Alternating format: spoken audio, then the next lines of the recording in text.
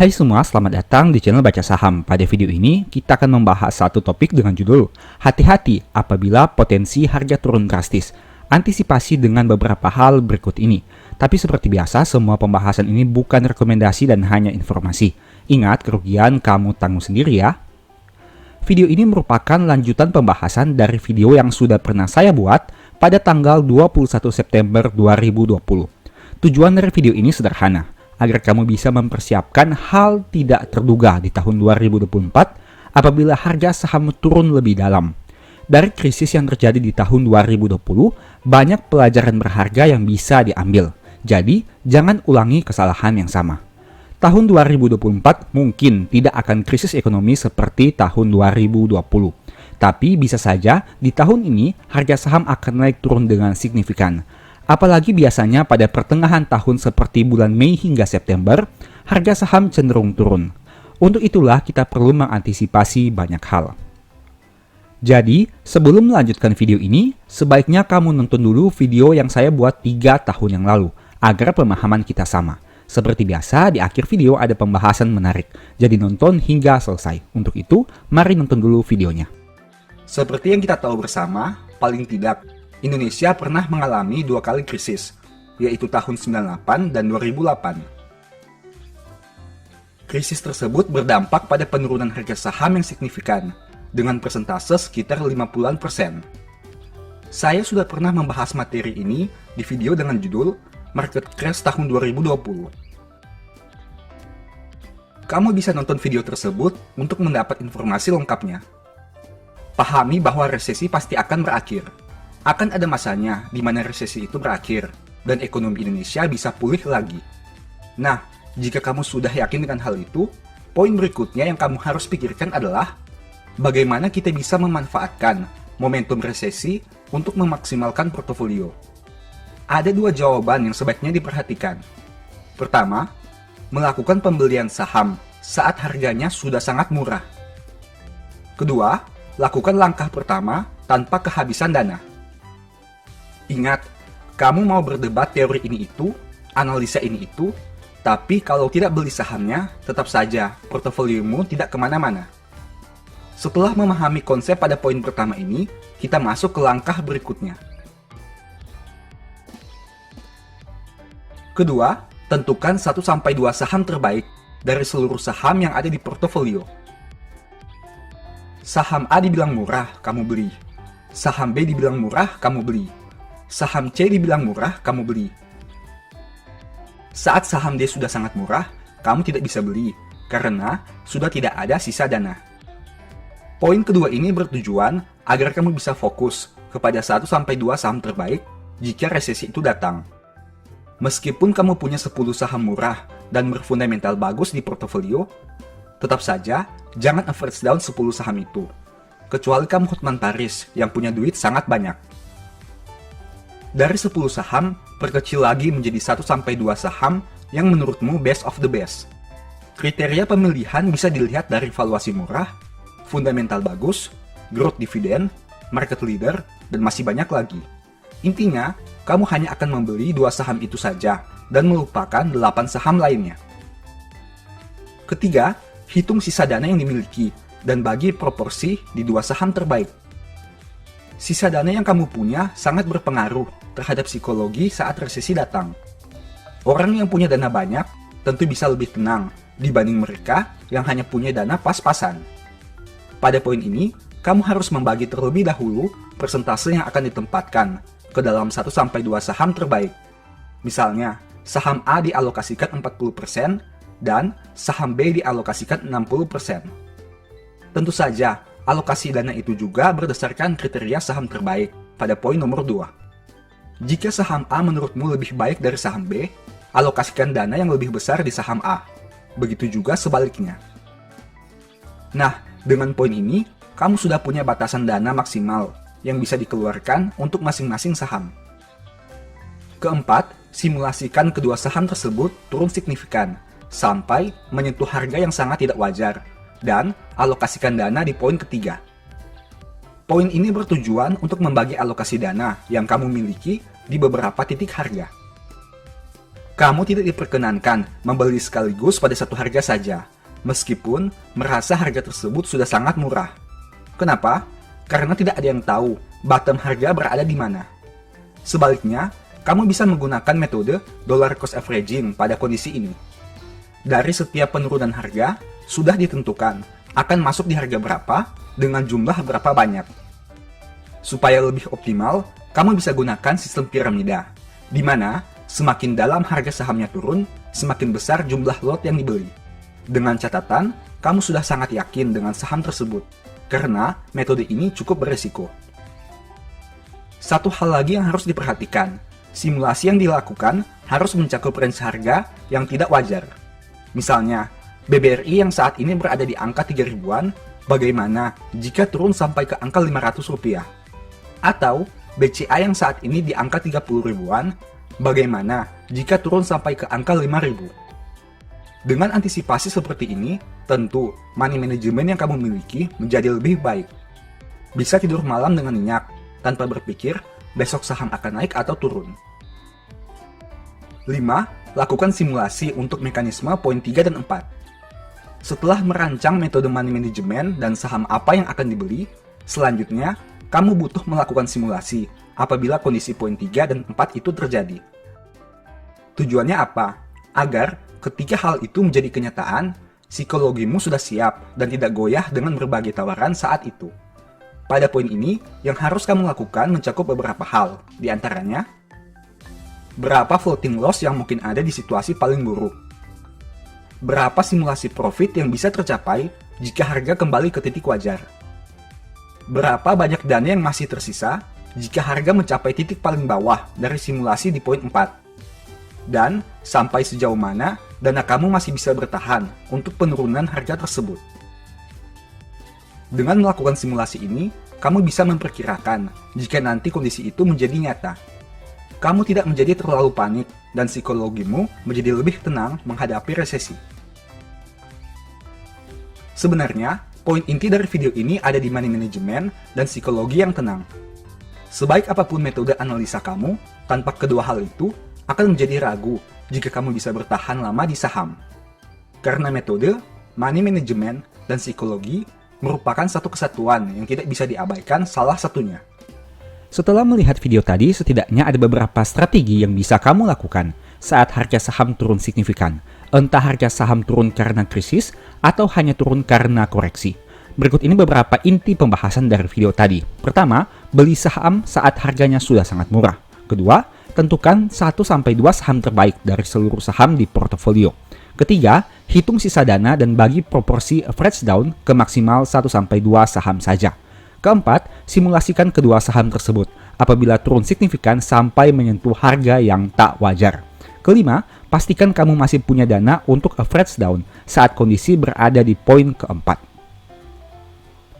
Sebelum membahas lebih jauh, mari kita simak dulu perbandingan IHSG di tahun 2024 dibandingkan krisis tahun 2020. Jika melihat kinerja IHSG dalam 5 tahun terakhir, semenjak krisis tahun 2020, IHSG belum pernah merah lagi. Tapi di tahun 2024 ini, setidaknya hingga video ini dibuat, IHSG masih turun sekitar 2,5%. Bahkan jika dilihat dalam 3 bulan terakhir, IHSG terus merah. Kondisi merah 3 bulan berturut-turut hanya pernah terjadi seperti tahun 2020, yaitu pada bulan Januari hingga bulan Maret. Nah, bagaimana kondisi pasar saham hingga akhir tahun 2024 ini? Jawabannya, tidak ada yang tahu. Yang bisa kita lakukan hanyalah mempersiapkan antisipasi. Sekarang mari kita bandingkan kondisi saham blue chip penggerak IHSG di tahun 2024 jika dibandingkan tahun 2020 dan 2008 saat krisis. Apakah ada pola yang berulang? Saham pertama adalah BBCA. Saat krisis tahun 2008 dan 2020, saham BCA sempat turun selama 4 bulan berturut-turut. Penurunan terbesar di tahun 2020 adalah 13,6% di bulan September, dan penurunannya terjadi sejak bulan Januari sampai bulan April secara berturut-turut. Sedangkan penurunan terbesar di tahun 2008 adalah 14,2% di bulan Oktober. Nah, di tahun 2008, saham BCA sempat turun berturut-turut pada bulan Maret sampai bulan Juni. Bagaimana dengan tahun 2024? Hingga video ini dibuat, penurunan saham terbesar BBCA masih 4,3% saja, belum sebesar saat krisis. Berikutnya BBRI. Saat krisis tahun 2020, saham BRI sempat turun 3 bulan berturut-turut dan turun 4 bulan berturut-turut di tahun 2008. Penurunan terbesar tahun 2020 adalah 27%, yaitu pada bulan Maret. Sedangkan penurunan terbesar tahun 2008 adalah 36%, yaitu di bulan Oktober. Untuk tahun 2024 ini, penurunan terbesar masih 18%. Artinya, masih lebih rendah saat dibandingkan krisis tahun 2020 dan 2008. Kamu bisa lihat di tahun 2020 dan 2008, ada pola yang berulang juga di mana terjadi penurunan berturut-turut 3-4 bulan. Berikutnya saham TLKM. Saat krisis tahun 2020, saham TLKM sempat turun 3 bulan berturut-turut dan 4 bulan berturut-turut di tahun 2008. Penurunan terbesar tahun 2020 adalah 10,4% di bulan September, sedangkan penurunan terbesar tahun 2008 adalah 24% di bulan Oktober.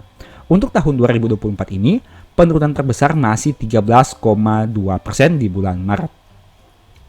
Berikutnya saham ASI. Saat krisis tahun 2020, saham ASII sempat turun 4 bulan berturut-turut pada periode Januari sampai April, dan turun 3 bulan berturut-turut di tahun 2008 pada bulan Agustus sampai Oktober.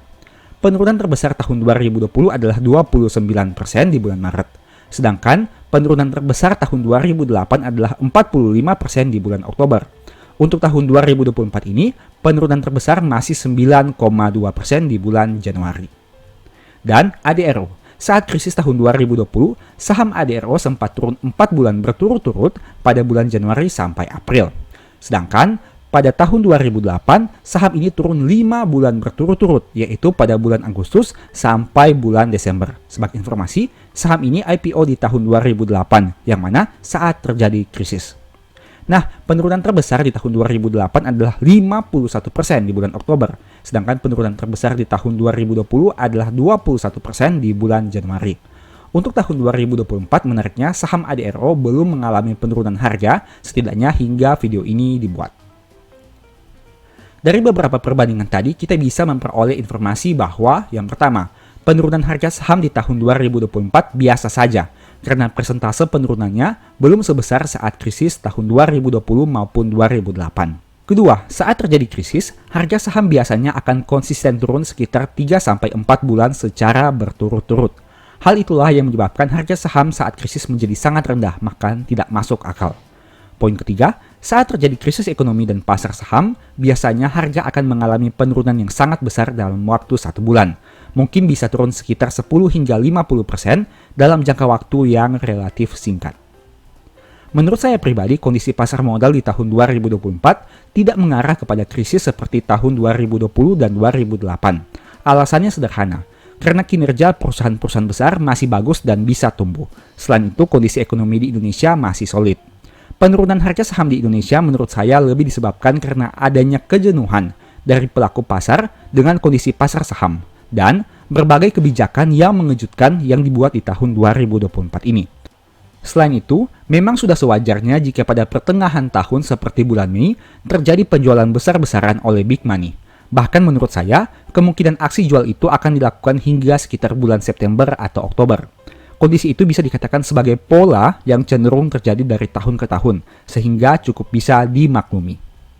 Terlepas dari berbagai faktor tadi, sebenarnya kejenuhan pasar saham di tahun ini juga pernah terjadi beberapa tahun sebelumnya. Kamu tentu ingat momen di mana pada beberapa tahun yang lalu, pasar kripto sangat dominan di Indonesia, sehingga banyak sekali pelaku pasar modal yang berpindah. Nah, kondisi tersebut bisa dikatakan mirip seperti tahun 2024 ini. Banyak pemain saham yang beralih profesi menjadi pemain kripto, sehingga membuat pasar saham menjadi agak sepi. Hal itu sebenarnya sah-sah saja, karena yang kita kejar adalah profit. Tidak peduli apakah profit itu diperoleh di saham, kripto, reksadana, atau dimanapun. Selama bisa profit konsisten dengan cara yang halal, itu sah-sah saja. Kita kembali ke topik pembahasan ini. Jika pasar saham sedang lesu, harga saham banyak yang turun dan pada akhirnya tidak kemana-mana, pertanyaannya, apakah ada peluang yang bisa kita manfaatkan? Tentu saja. Saat pasar sedang lesu seperti ini, biasanya akan ada beberapa saham perusahaan raksasa yang harganya menjadi kurang sesuai.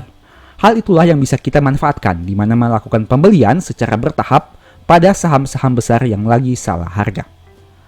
Apabila kamu yakin dengan saham yang akan dibeli, telah menganalisa aspek fundamental dari berbagai sisi, dan memiliki uang dingin yang belum akan digunakan dalam 3 tahun ke depan, mungkin saat ini adalah waktu yang tepat untuk membeli sedikit demi sedikit saham incaranmu. Ketika membeli saat ini, kamu tentu tidak boleh langsung berharap harga sahamnya akan langsung naik minggu depan atau bahkan bulan depan. Ada periode waktu yang harus dilewati oleh saham tersebut hingga akhirnya big money masuk dan kembali membeli saham itu. Satu hal yang saya pegang hingga saat ini, pada akhirnya harga saham akan kembali mengikuti kinerja perusahaan.